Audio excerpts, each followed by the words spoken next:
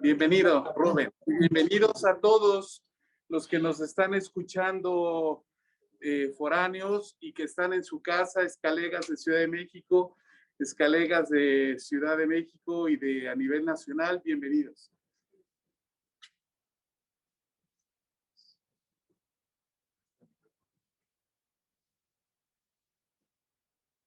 Rubén, ¿quieres el micrófono? ¿Te sientes cómodo? Ustedes me digan. Sí. Bueno, pues buenas tardes a todos, bienvenidos. Me da mucho gusto de estar con ustedes. Y vamos a abordar hoy en día un tema caliente, un tema ardiente, un tema popular, que es lo que está haciendo Rusia en Ucrania. Antes de empezar la conferencia, me gustaría mostrarles una diapositiva que explica todo lo que pasa en Ucrania y en Europa también. Según eso, podemos ver que en 2020 Rusia abasteció a Europa, que es deficiente de energéticos y sobre todo gas y petróleo, el 43.9% de todo el consumo. Y si vamos a ver el primer semestre de 2001, las proyecciones ya estamos viendo que está subiendo a 46.8.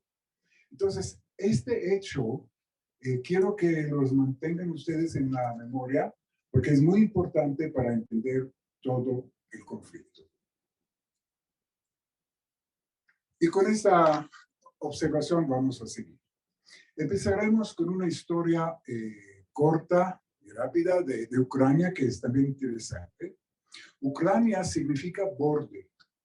Borde, quiere decir, es un país de borde. Aquí vemos a Ucrania. Es un país que se caracteriza por no tiene obstáculos naturales. Quiere decir, es una planicie completamente horizontal, tiene pocos obstáculos importantes naturales como cordilleras o ríos muy grandes, etc. Y es muy fácil de invadir. Nuestro conocido Napoleón Bonaparte entró por acá a Rusia. Después los nazis también entraron por esta planicie hacia Rusia otra vez. Quiere decir, es vulnerable.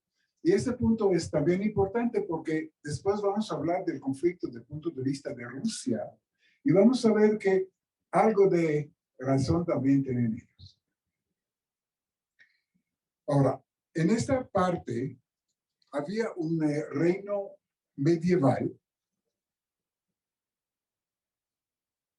que lo vemos acá. No se sabe exactamente las fronteras, pero era al norte de Europa. Se llamaba Rusland. Y este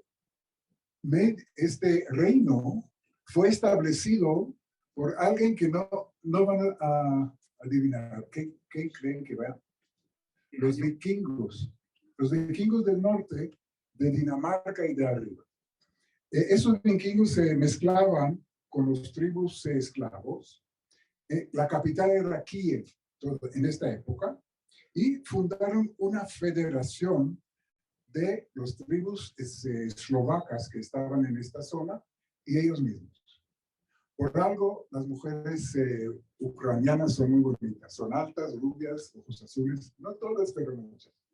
Entonces, hay una sangre de los vikingos. Ahora, hasta la fecha, en Ucrania hay dos etnias importantes. Uno son los rusos, que vamos a ver que después últimamente llegaron, en la historia moderna, llegaron a esta parte, y los ucranianos.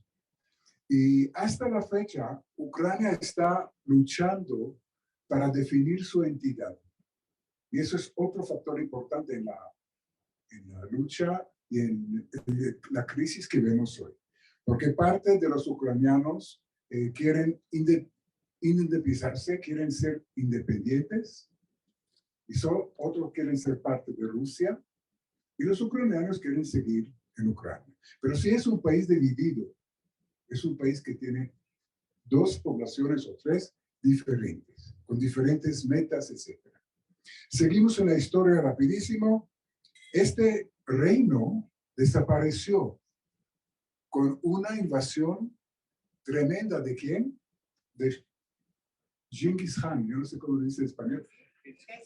Sí, los mongolos entraron de Asia Central, llegaron a esta época y destruyeron este reino. Seguimos en la historia.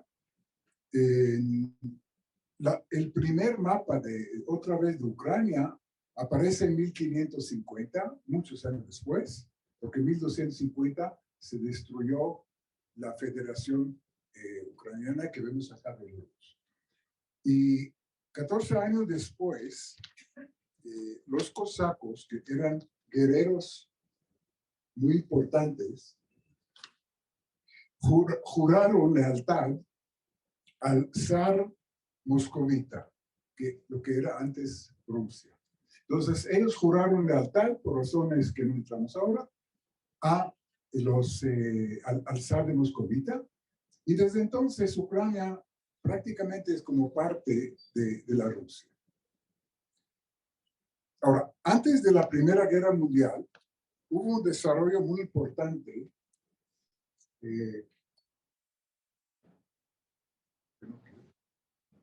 porque la computadora está aquí.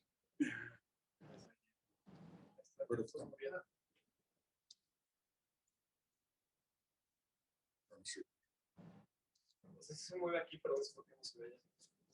Bueno, si quieres, avanza uno. Ahí está. Incluso tú lo mueves y sí se mueve.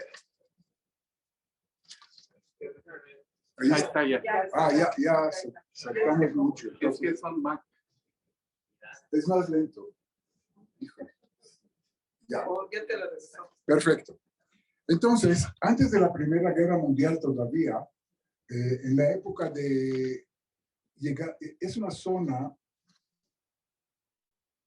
no me obedece. Bueno, ahora sí. Entonces, llegaron, era una zona industrial porque hay mucho carbón, mucho minerales de hierro, etcétera, etcétera. Y había un desarrollo importante de Ucrania. Era un país rico. A propósito, siempre era un país bastante rico porque es el granero de Europa. Ahí se crece muchísimo trigo porque es una zona muy plana. El clima no es tan frío. La tierra es muy pesada, muy buena, muy fértil. Entonces siempre era un país rico. Entonces, en esta época, después de la Primera Guerra Mundial, esta zona que era tan rica atrajo muchos ciudadanos rusos, porque vemos que está colindando con Rusia. Entonces, muchos rusos inmigraron a esta zona, sobre todo lo que hoy día es Donbass, y esta zona, por ser tan industrial y ofrecer tantas oportunidades de trabajo, se llenó con ciudadanos rusos que hasta hoy en día viven en esta zona. Ahora lo vamos a ver. Y el problema empezó ahora al desintegrarse la Unión Soviética en 1991. Se formaron 15 repúblicas, los que vimos. Esas son las 15 repúblicas. En Asia Central tenemos el Kazajstán, Kirguistán, Pakistán, Uzbekistán, Turkmenistán. Y en Europa tenemos Azerbaiyán, Armenia, Georgia, Ucrania. Eso es importante, parte de eso. Moldovia, Bielorrusia, Lituania, Letonia y Estonia. Quiere decir 15 repúblicas, ahora sí soberanas, independientes, que ya no dependen de la Unión Soviética.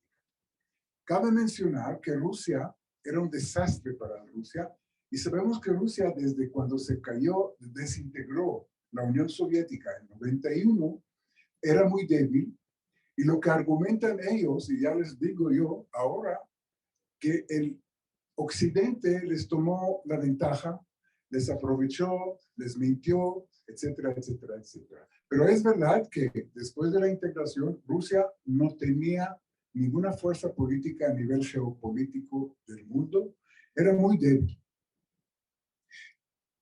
Ahora también vamos a entender, entre paréntesis, por qué Putin está tan popular.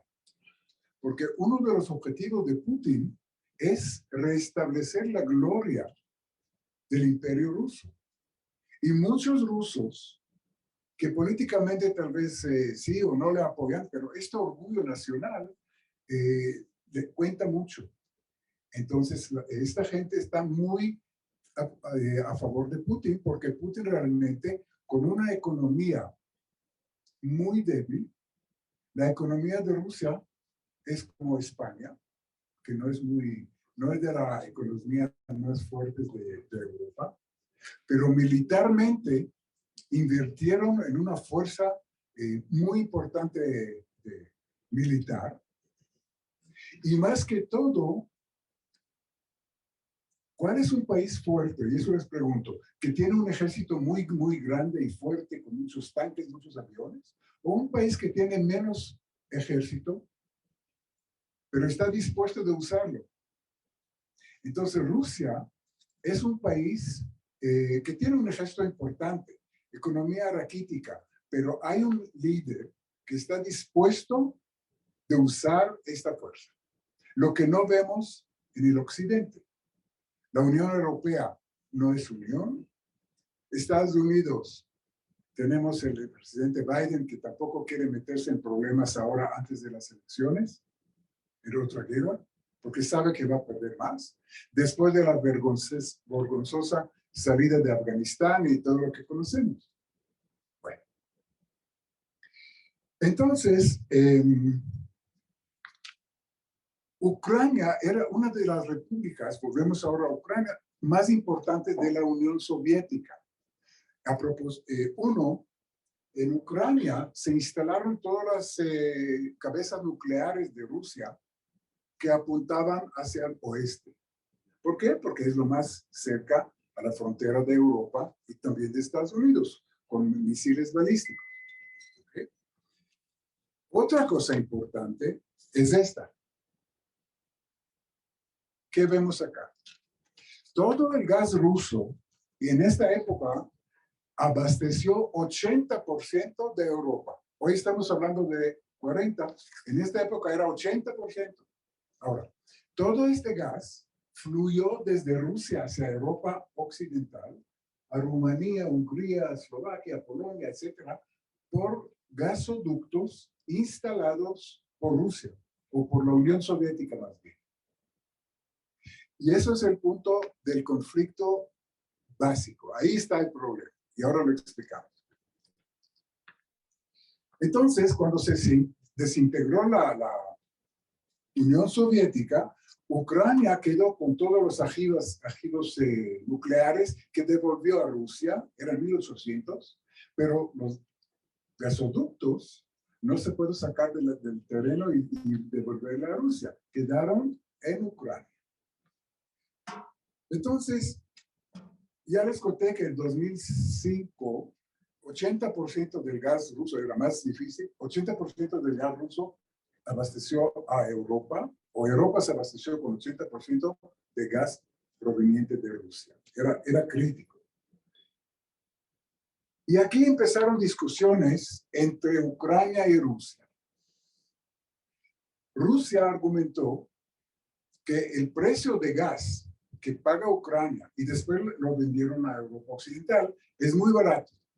Porque en la época soviética había subsidios del gobierno, realmente era muy barato.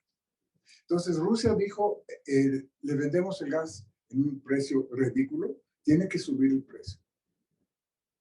Y los ucranianos dijeron, puede ser, puede no ser, no estamos de acuerdo, pero tenemos el derecho de paso del gas ruso por nuestras tuberías. La tubería es nuestra ahora. Entonces pagan por cada metro cúbico de gas X cantidad para usar nuestra tubería. Y querían cobrarles tarifas excesivas que Rusia, en cambio, dijo que no estamos aceptando. Entonces, en los primeros años, 2005, 2006, todavía Rusia controlaba más o menos la situación. Y el gas siguió fluyendo por toda esta red de gasoductos que tiene Ucrania. Pero algo sucedió en 2004. Algo muy diferente que no le gustó a Rusia. ¿Y qué sucedió en esta época, este año de 2004? Elecciones democráticas. Quiere decir, vamos a hablar de eso después, pero empezaron a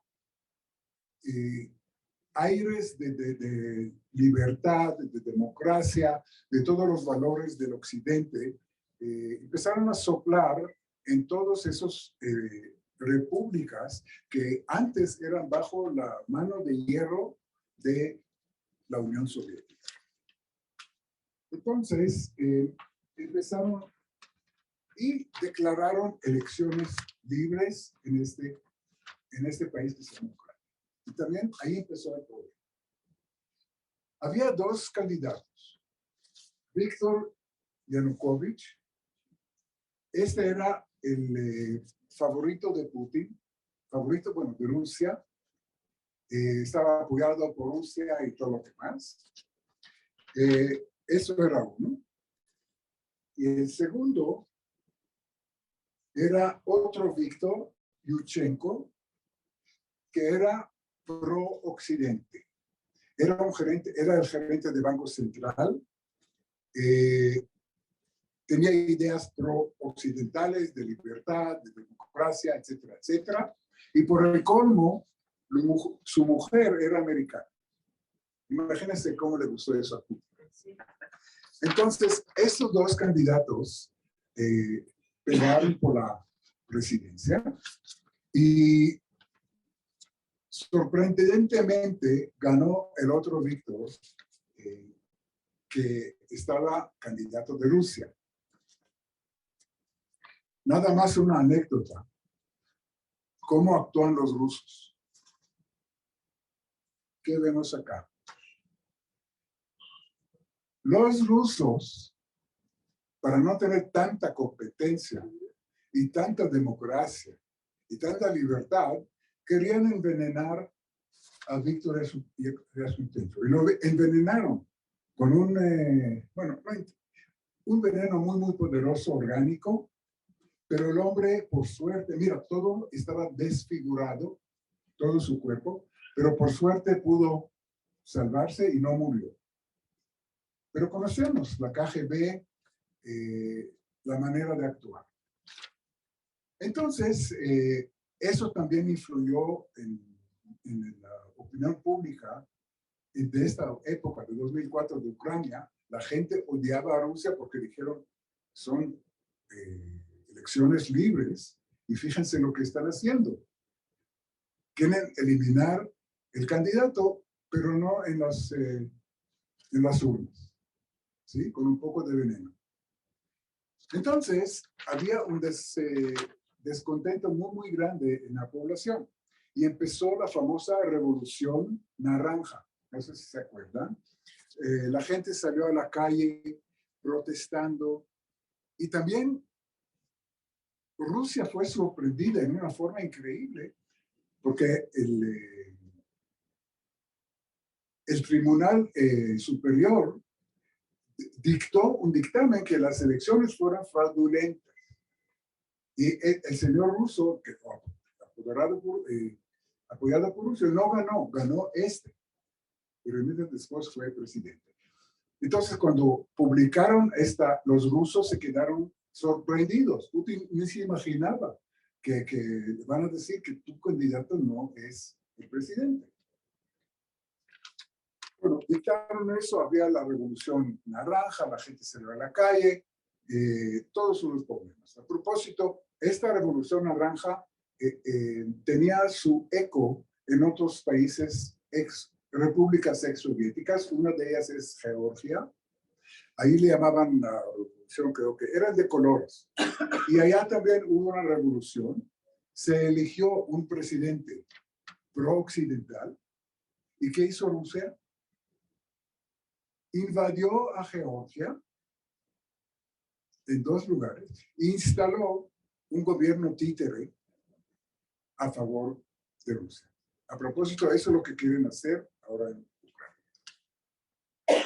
Pero yo creo que todo es conocido, ya sabemos cómo actúa el régimen ruso. A ver, no saltar nada. Entonces volvemos al gas. Las discusiones con el gas empezaron, había elecciones, este presidente ya no era tan prorruso, y un día, en enero de 2006, ¿por qué enero? Porque es el mes más frío, el invierno.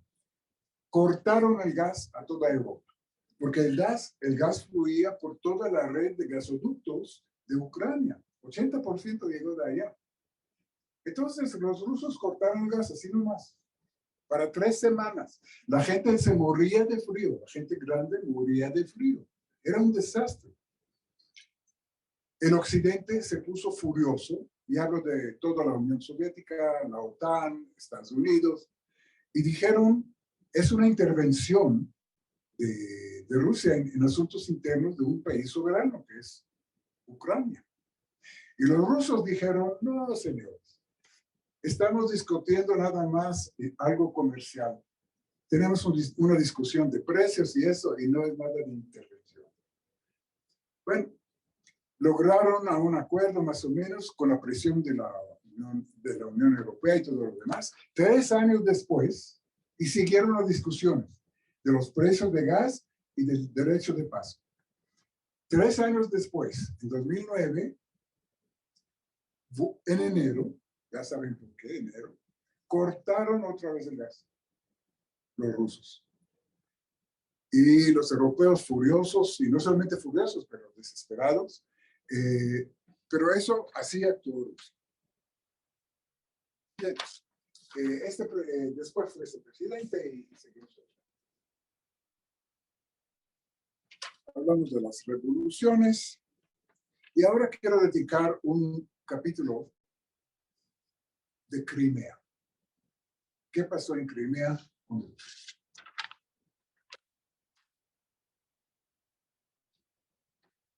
Primero vemos el mapa.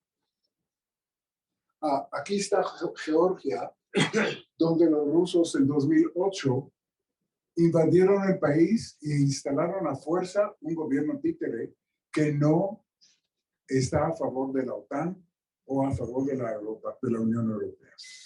Eso ya mencionamos.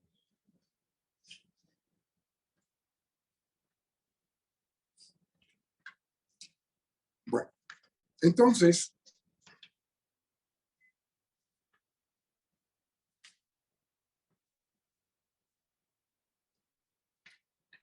otro dato importante que hay que saber. Este es un mapa de Ucrania con los idiomas que habla la gente. Entonces, sí, es muy claro que en la parte este y sur, esa es Crimea. Aquí es la península de Crimea. Pero toda la parte sur y la parte este que colinda con Rusia, ya dijimos que hubo una inmigración rusa muy grande después de la Primera Guerra Mundial por oportunidades de trabajo. Entonces podemos ver que 93, 85% de la población son de habla rusa. No necesariamente quiere decir que son prorrusos, pero es muy probable. En cambio, en el centro del país, el porcentaje es mucho menor, el 60%, de habla ruso. El resto habla ucraniano. Y muy notorio, eso sí, que en la parte occidente del país, eso es muy importante, la parte que colinda con Europa Occidental, la gran mayoría de la gente son ucranianos, hablan ucranianos y son pro-occidente. Eso es muy importante también para entender qué pasa allá en este país. Bueno, entonces en febrero de 2014, en la península de Crimea empezaron a llegar unos paramilitares. Rusia dijo, no son rusos, no son soldados rusos, pero todo camuflado. Y empezaron a tomar control de la península. Después de unos días, hicieron un plebiscito. Y Putin dijo, vamos a ver qué quiere la población. Lo que quiere la población, hacemos. Igual como dice otras personas. en nuestra vida. Sin mencionar nombres. Entonces, el sabio pueblo va a decir. Entonces, hicieron un plebiscito. ¿Qué creen que pasó? 96% de la población de Crimea votaron por anexarse a Rusia. Y Putin, el héroe nacional, corrió rápido a rescatar los pobres población rusa, los 96% que votaron por anexarse a Rusia y están oprimidos por los malos ucranianos. Y realmente muy rápido entraron, porque digo, Putin tiene tal vez mucho menos fuerza que Estados Unidos y la OTAN, pero está dispuesto a usarla. Ahí está la gran diferencia. Entonces, entraron inmediatamente a Crimea, la conquistaron, la rescataron y ya es parte de Rusia otra vez. Aquí quiero contarles una anécdota para que vean que Rusia, que cada moneda tiene dos lados y algo de razón también tiene Putin. ¿Por qué Crimea era parte de Ucrania? ¿Alguien sabe? Pues les cuento. Sí, Isaac sabe. Isaac sabe todo. Muy sabio. Entonces, mira, cuando murió Stalin en Rusia, empezó una muy fuerte pelea por la sucesión. ¿Quién va a ser el próximo secretario general del Partido Comunista de Rusia? Y uno de los candidatos, o los que pelearon en esta lucha, era Khrushchev, Nikita Khrushchev. Ahora, para ganar las elecciones, porque había, las repúblicas votaron quién va a ser el próximo. Y Ucrania tiene muchos habitantes, es un país grande y importante. Entonces, para que les sea un poco más fácil de decidir, les regaló la península de Crimea. Entonces, con este regalote, era más fácil de decidir y votaron por él. Y todos sabemos que Nikita Khrushchev realmente ha sido, ya no, fue el primer secretario del gobierno. Entonces, esa es la historia. Putin argumenta hoy en día, esto le regalamos a Crimea y le podemos quitar. Como en México se puede quitar un regalo que dimos a alguien. No tanto, ¿verdad? Pero en Rusia sí.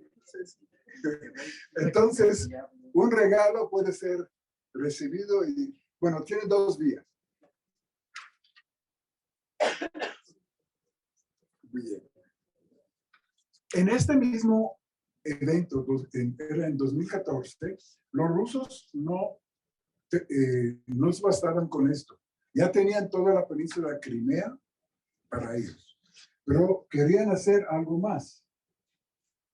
Después que ya tenían la península de Crimea, querían ir a la región que se llama Donbass, que ahora conocemos muy bien, y anexar esta región también, con el argumento que la mayoría de los habitantes son prorrusos. Y puede ser, nadie sabe, porque la información no está muy correcta, pero puede ser.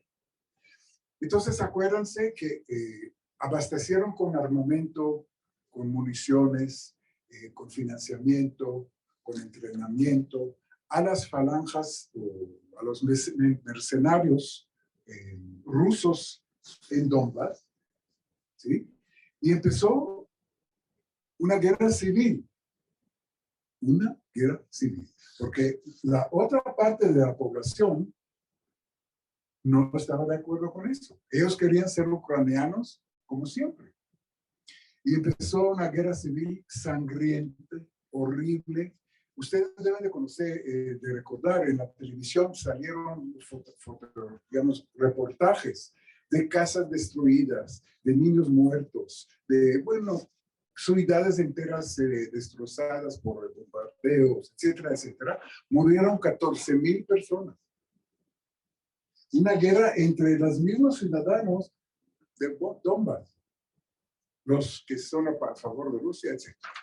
La guerra terminó con la intervención de la Unión Europea y todo lo demás, pero el conflicto quedó latente. Abajo fuego.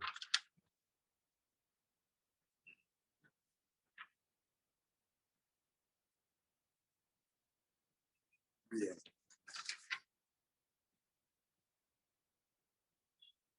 Tal vez otra anécdota nada más. Acuérdense que los mercenarios prorrusos que estaban a favor de Rusia no eran muy bien entrenados. Y cuando pasó un avión civil de Malaysia Airlines, desde Malasia a Schiphol, que es el aeropuerto de Holanda, los derribaron. Con casi 300 pasajeros civiles que no tenían nada que ver, murieron. Era un error. Entonces pidieron perdón.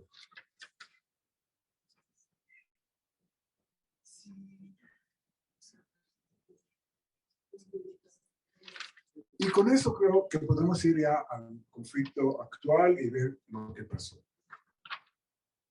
Entonces, prácticamente desde abril del año pasado, estamos viendo, esta es una fotografía de satélites, estamos viendo una concentración, ¿sí?, tremenda de fuerzas militares en las fronteras de Ucrania.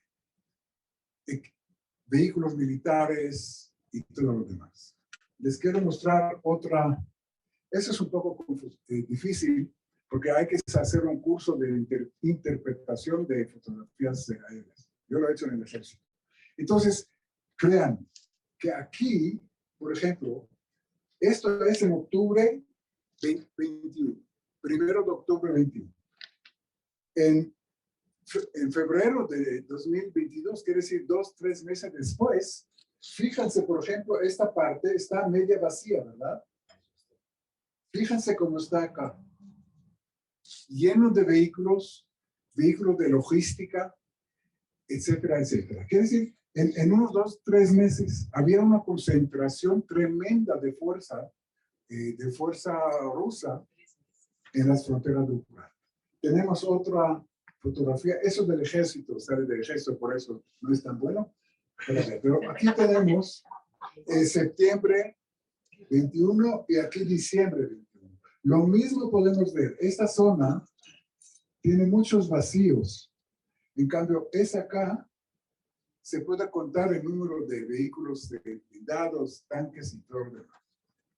Y hay otra cosa, cuando quieren hacer un show, entonces ponen tanques y todo lo demás. Pero allá no solamente pusieron las divisiones de los tanques, sino todas las divisiones de logística.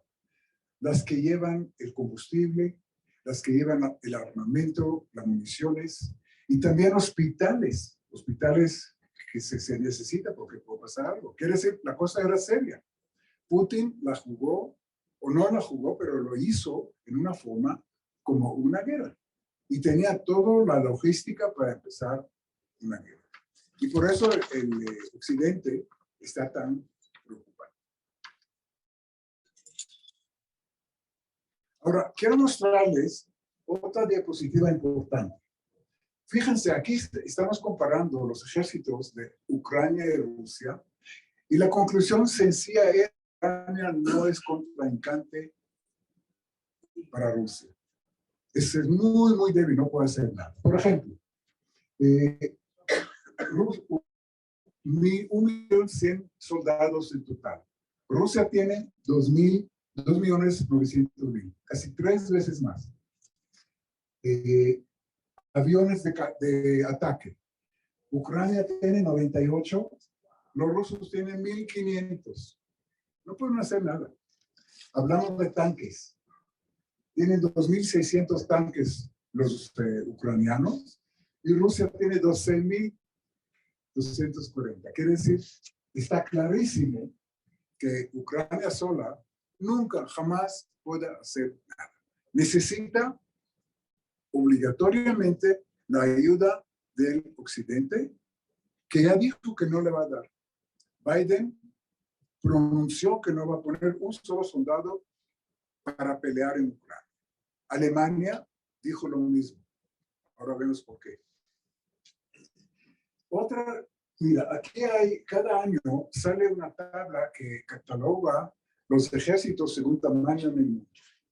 Mira, después de Estados Unidos, eso es Rusia, créanme que es Rusia, es un idioma diferente, pero dice Rusia, es el número 2 del mundo. Ucrania, aquí abajo, está el número 22. Es lo mismo lo que vimos acá, ¿no? No es un contraindicante para nosotros.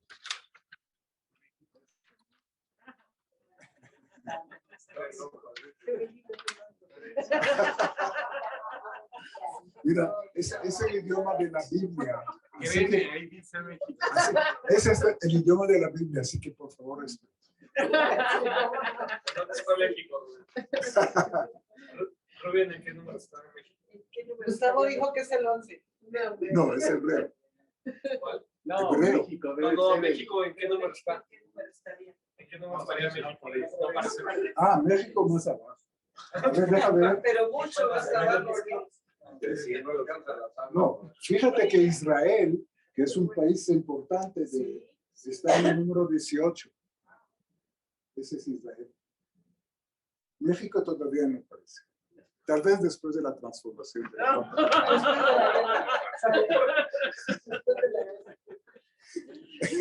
Estará en segundo.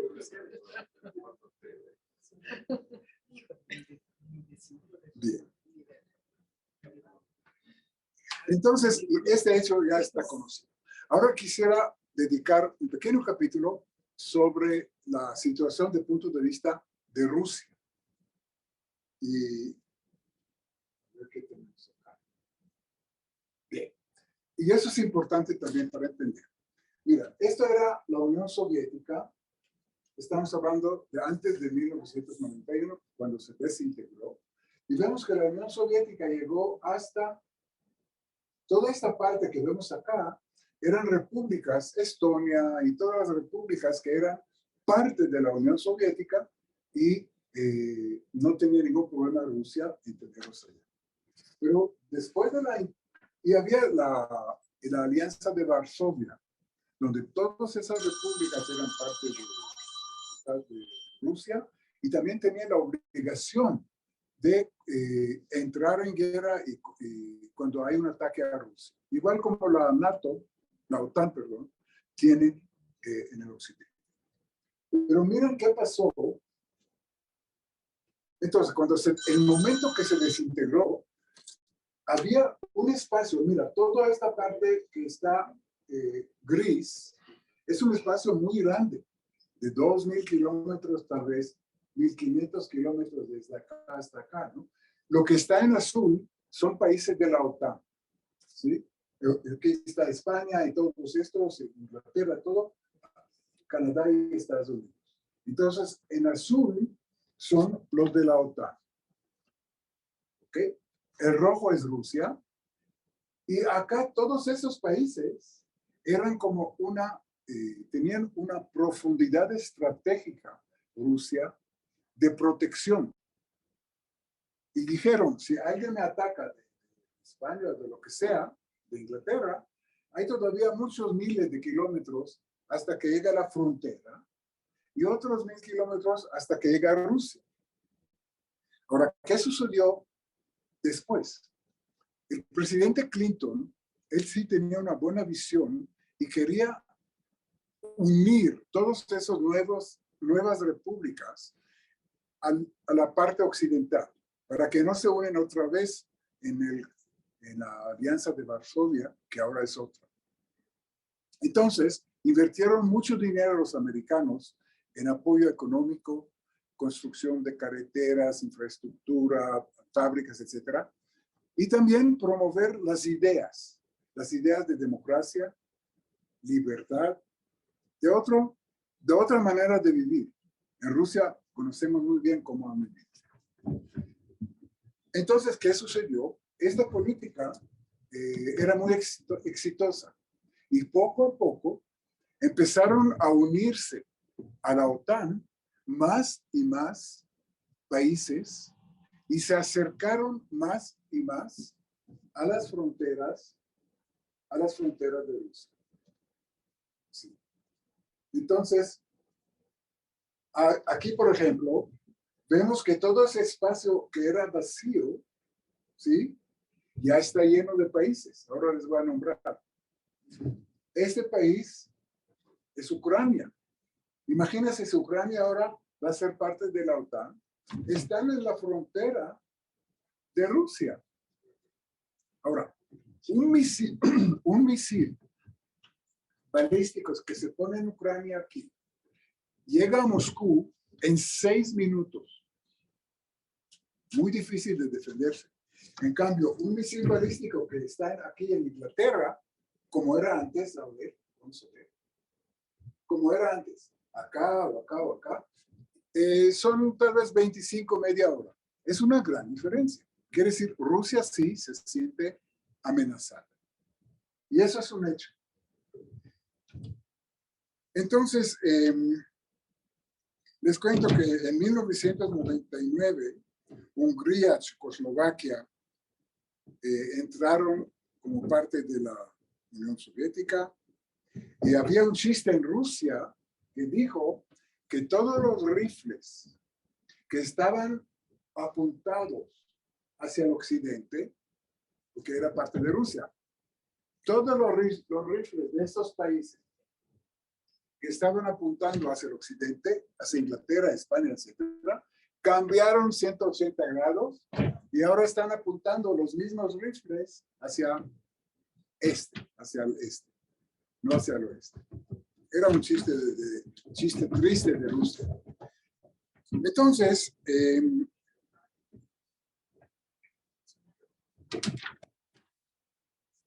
sí, o sea, más y más países se acercaron y se unieron a la OTAN.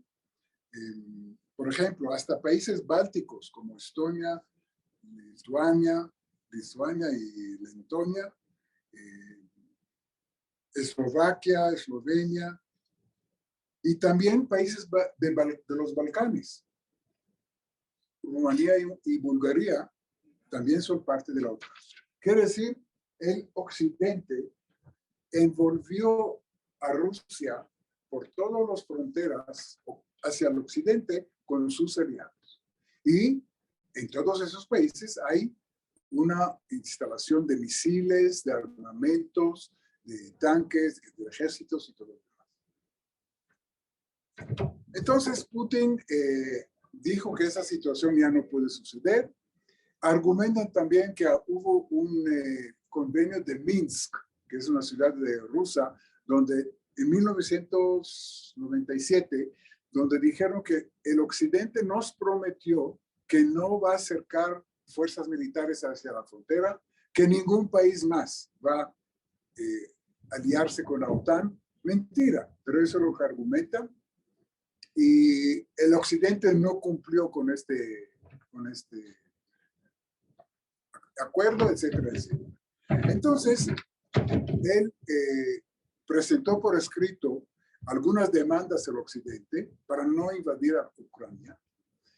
Demandas que realmente el occidente no pudo recibir. El presidente Biden le dijo de antemano que eso no podemos hacer, porque exigió que ningún soldado de la OTAN va a estar en todos los países cerca de la frontera, que van a sacar todos los armamentos y misiles y equipamiento militar de esas. Quiere decir cosas que no pudo aceptar el occidente y tampoco lo aceptó.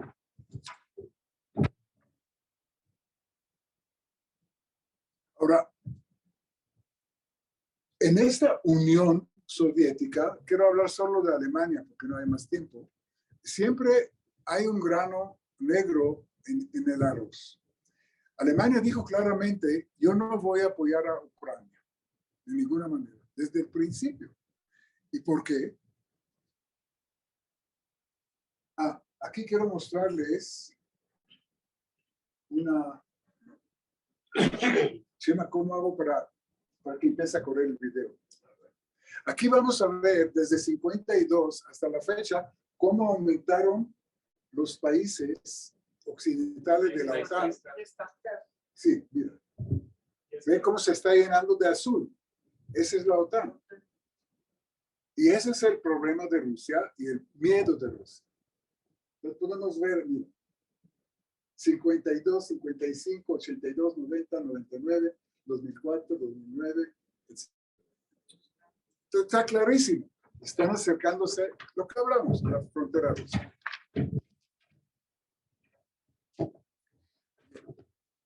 Entonces volvemos a hablar de Alemania. Rubén, ¿podrías tomar tu micrófono sin ponerle la hoja? Porque sí suena. Claro. Entonces, quisiera mencionar solo Alemania, por falta de tiempo, pero es importante, para demostrar que la Unión Europea tampoco está unida. Entonces, ¿por qué declaró Alemania que no va a poner un solo soldado y no va a apoyar con armamento, con equipos, etcétera, como otros sí hicieron? Por esta razón.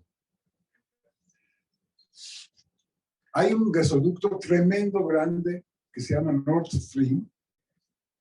Había el 1 que ya está acabado, que ya funcionando, y ahora se acabó recién el Nord Stream 2, que es la misma trayectoria desde Rusia, bajo las aguas del mar Báltico, directamente a Alemania.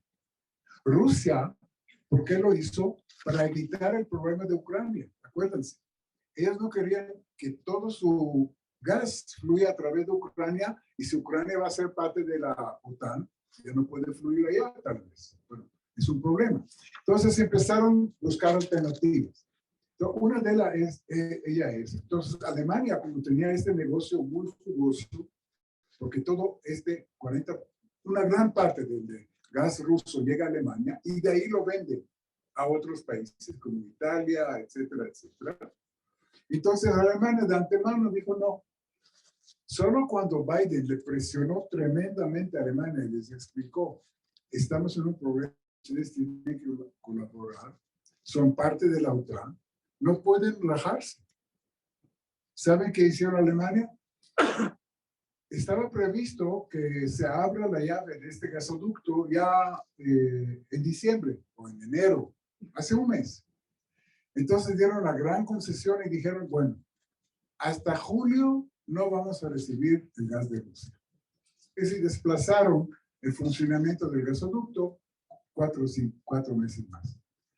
Entonces, es importante este ejemplo para ver que realmente los países europeos, cada uno tiene sus intereses, etcétera, y es muy difícil que siempre estén unidos. Y aquí otra vez, la gran diferencia con Rusia, que hay una sola persona, un dictador, que toma las decisiones y está ejecutando. Y ahí está la gran diferencia en todo eso.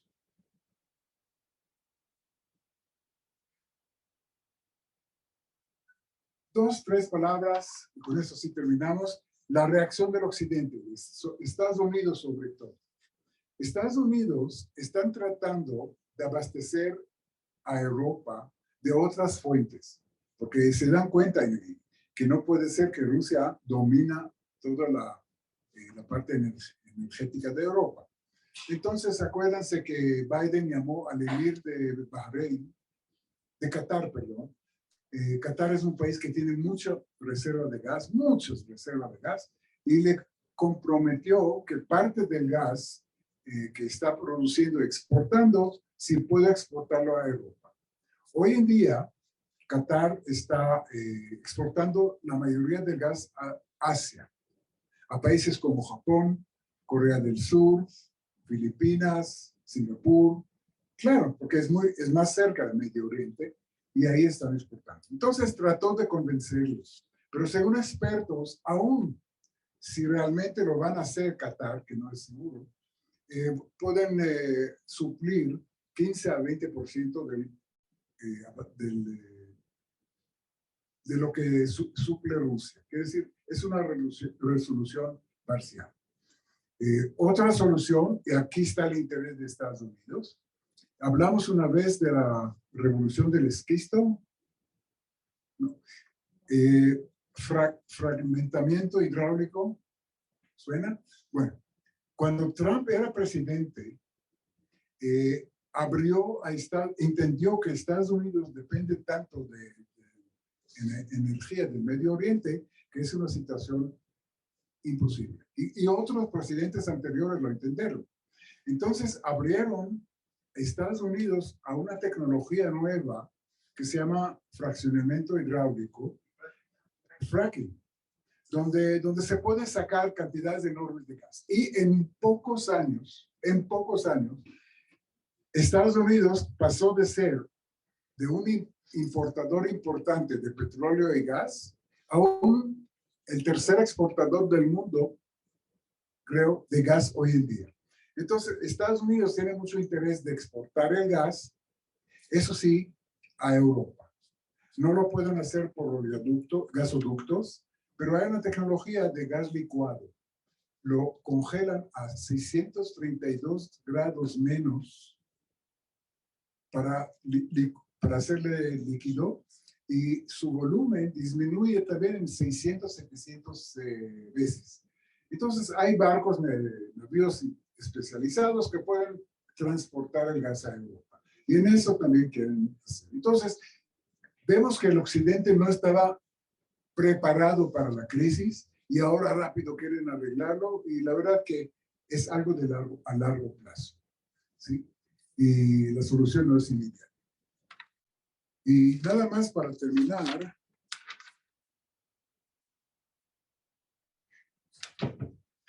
diciéndoles que Rusia ya invadió ayer de noche, ya invadió a Ucrania, a la parte de Donbass. Ya vimos en la televisión camiones llenos de soldados, tanques que entran y todo lo demás. Entonces Putin no juega, decide, hace y eso es. Y no va a haber una guerra. Biden ya dijo que no va a poner soldados allá. Van a seguir. El único arma del occidente que declararon que van a usar, ¿cuál es? Sanciones.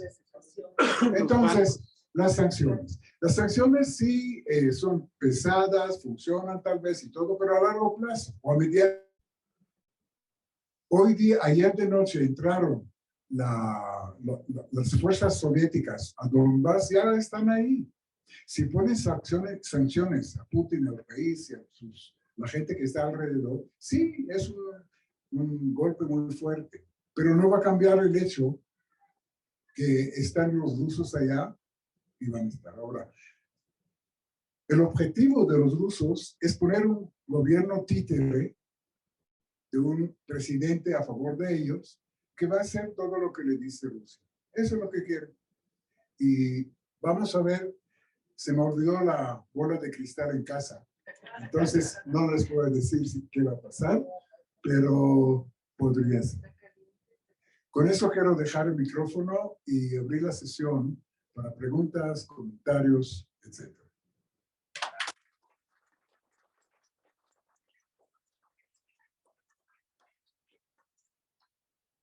Muchas gracias. Temas en el chat de llegar a ver alguna pregunta. Sí. ¿Algún comentario o pregunta sí. para Rubén? Adelante. Sí. Yo sinceramente sí pienso que va a seguir avanzando Putin. Acaba de informar Putin que va a haber o sea, amenazó que por esas sanciones fueron muy crueles y que va a haber una respuesta. Ya es una amenaza. Conociendo a Putin, va a seguir avanzando. Yo creo que sí, hasta la mitad de toda Ucrania o toda Ucrania, porque él no llegó nada más para hacer un despliegue. lo tiene fríamente calculado, como dicen por ahí, y si va, y que va a haber guerra, pues no. Él sabe muy bien que la situación de que no va a haber guerra.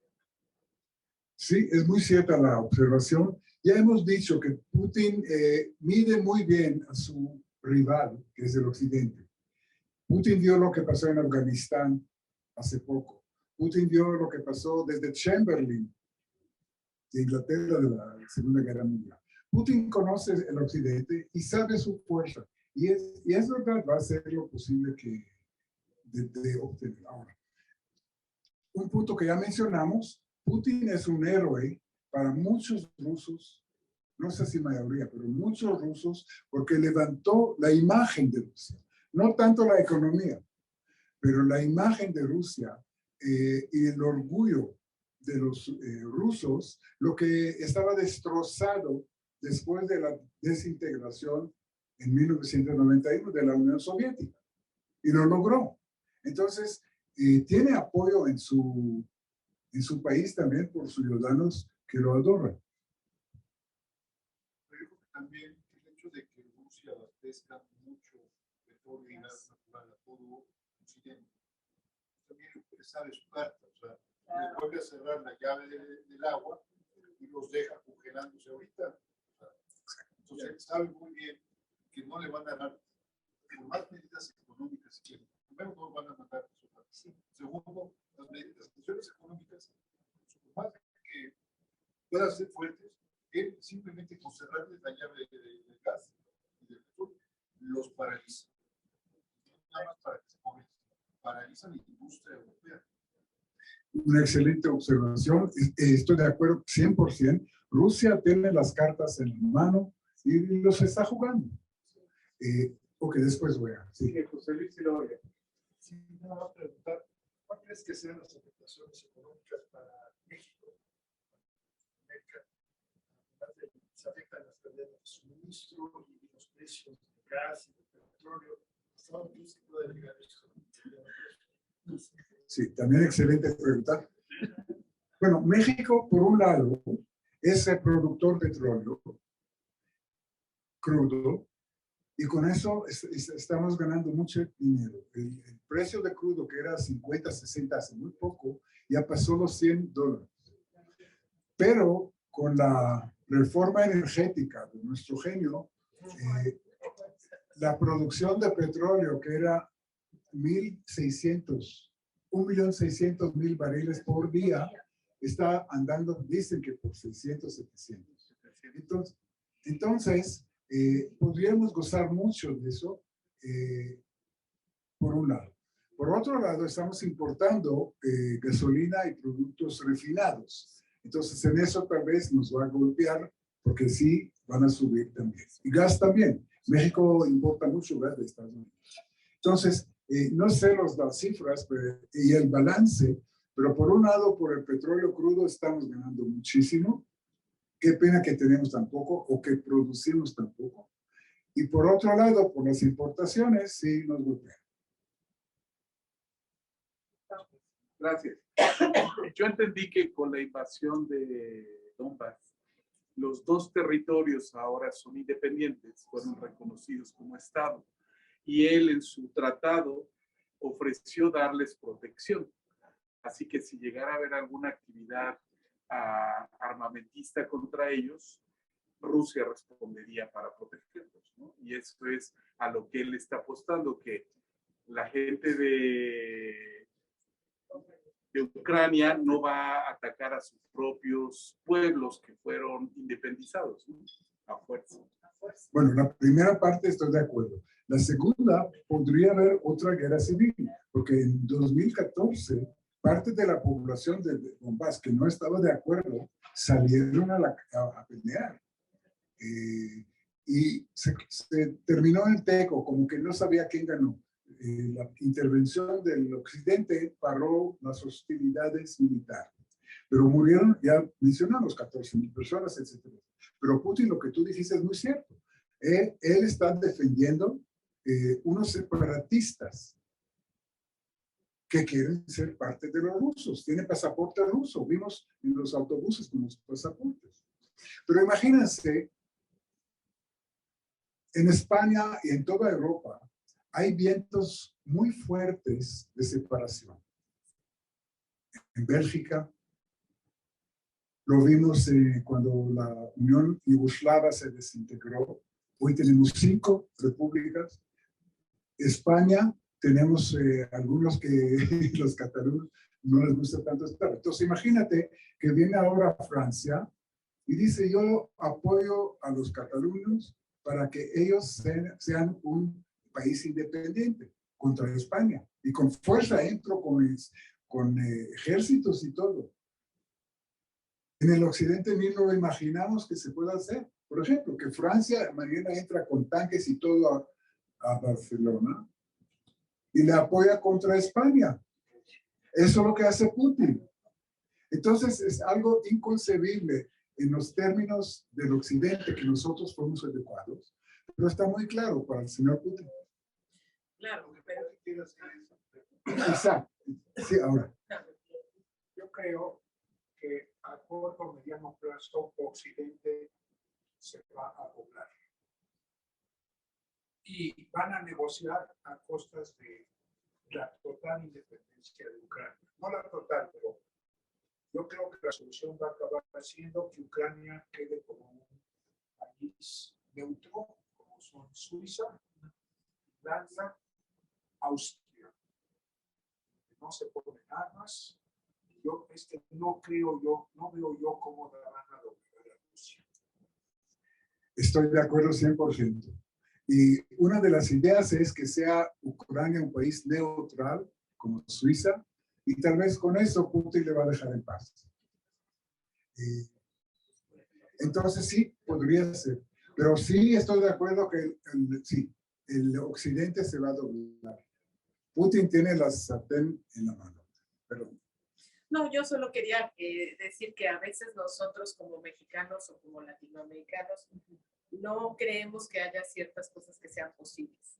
Y a mí me parece que este precedente que sienta Rusia de anexarse un territorio por las razones que sean económicas y demás, pues justo alimenta esta idea, ¿no? de otros países y de otras regiones que dicen, pues si acá se puede, ¿por qué nosotros no? Entonces, pues sí, creo que tenemos un futuro complicado, ¿no? Y que todo puede pasar porque estamos ante el capricho de un dictador. Entonces, ¿qué puede hacer este hombre? Pues avanzar muchas cosas. Tienes toda la razón. Estoy 100% de acuerdo. Rubén, Sí. a ver, yo ya al final ya no acabo de entender. Si todos estos ductos de gas que van de Rusia a Occidente, a Europa, Sí. pasan por este lugar, o sea, no acabo de entender cuál es el afán entonces de Rusia de invadir. O sea, ¿qué quieren controlar ahí? O sea, Bueno, ahora Mira, como la mira, esta situación que 80% del gas ruso fluyó a través de Ucrania está cambiando. Hoy día ya vienen 2 gasoductos tremendamente anchos, creo que son 3 metros, 2 metros de diámetro, algo increíble, que tiene capacidad enorme. Alemania directamente evitando a Ucrania. Y Rusia hecho otra, es muy buen punto. Rusia hizo otra cosa. Si Alemania cierra le obligan a cerrar los 2 ductos de gas, las pérdidas diarios de Rusia, son millones y millones de dólares. Y la economía rusa no es fuerte. El gobierno es fuerte, el país es pobre. El gobierno tiene muchas reservas de dólares, porque está preveyendo situaciones de sanciones. Entonces, un país que tiene reservas muy grandes, Rusia, ¿quién más? China.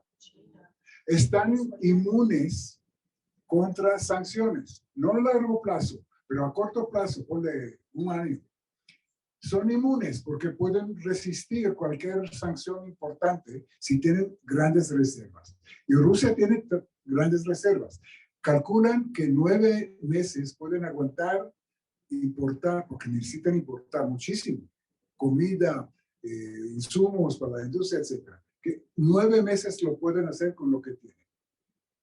Entonces, Rusia, el gobierno es un gobierno rico.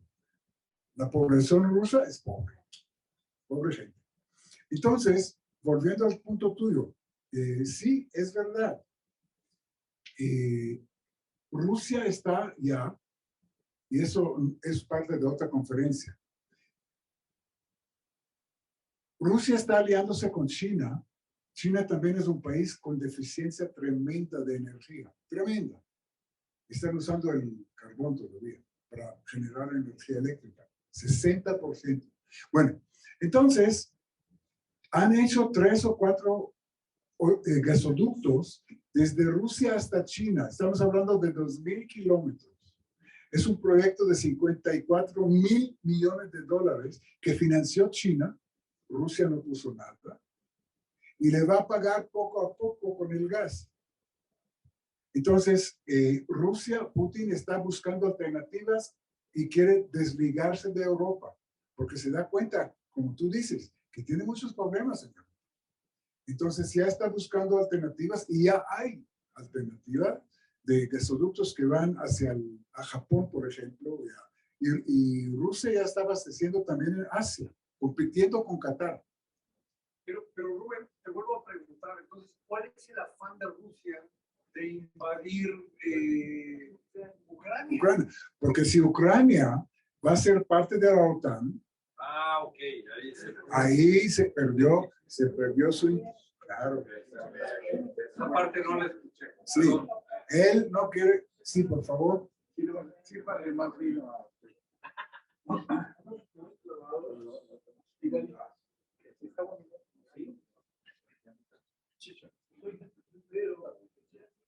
Yo veo una oportunidad muy fuerte para Ucrania. Corrígeme. Rusia es pobre, Ucrania también. Corrígeme si estoy mal. Si es pobre y Ucrania tiene acceso a la energía,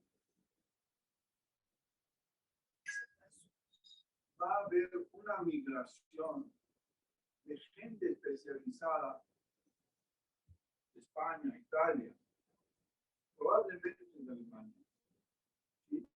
Checoslovaquia, ha subido su nivel tecnológico hacia Ucrania, y Ucrania se puede volver un país muy rico.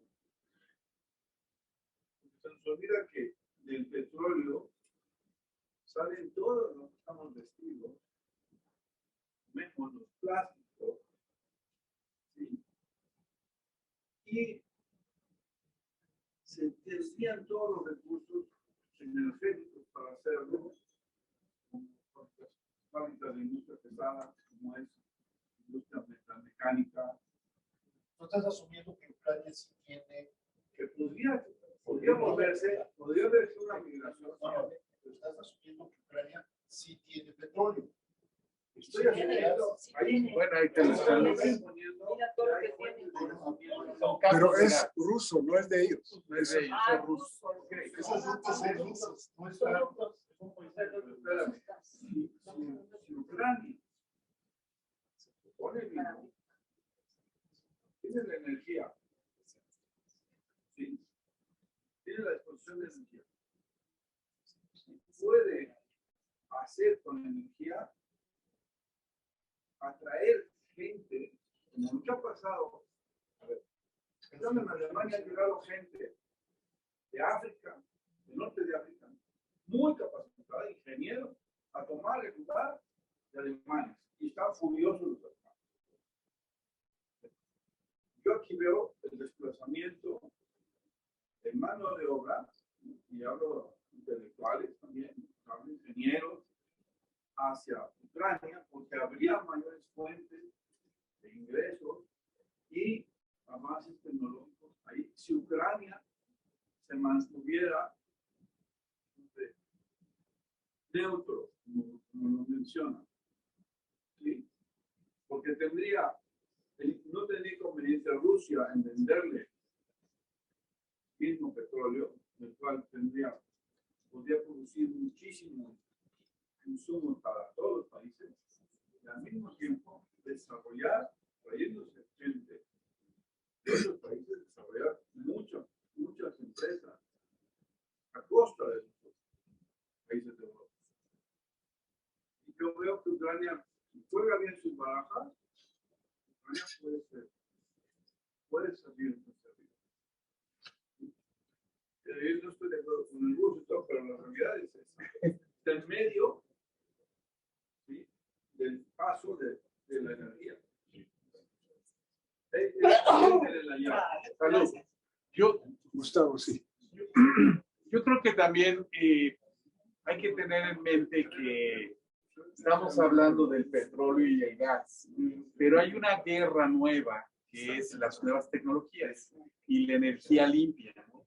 Y con el tiempo el petróleo, el gas se podría convertir en un poco obsoleto contra la tendencia occidental de la agenda de Kioto para ir limpiando, para ir haciendo que es energía mucho más solar, eólica.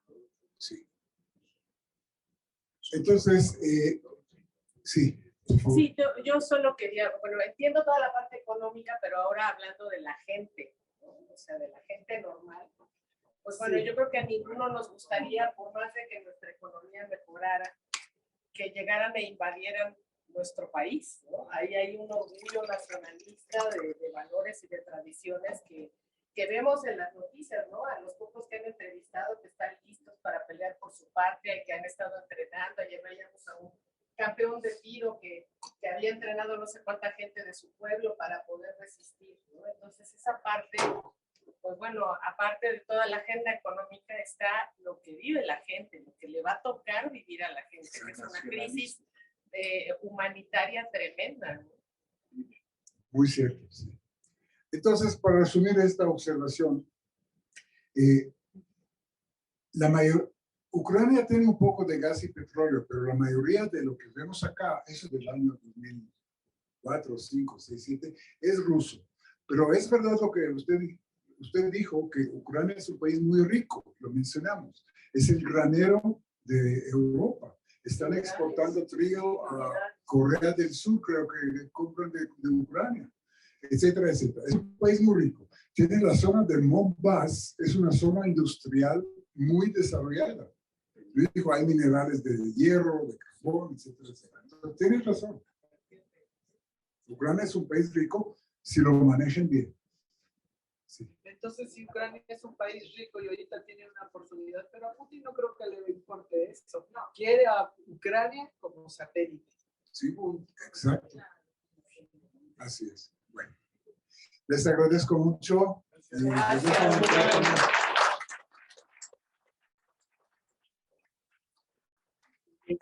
Rubén se merece un gran aplauso. Muchísimas gracias.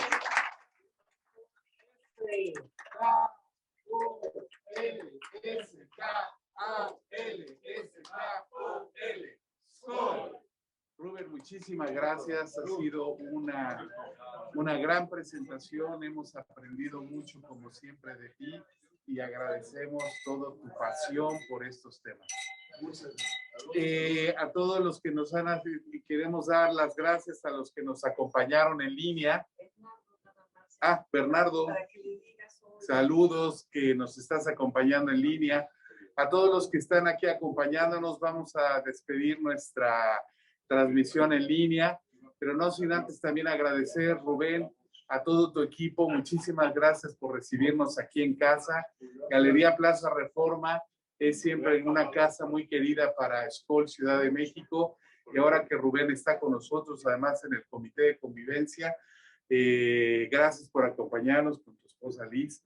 Gracias Luz y Cristina, Victoriano por la organización, Chema con toda la parte técnica, y ahora llegó el momento de divertirnos y de degustar unos ricos canapés que hemos preparado, ¿verdad? Saludos a todos, que nos vaya muy bien.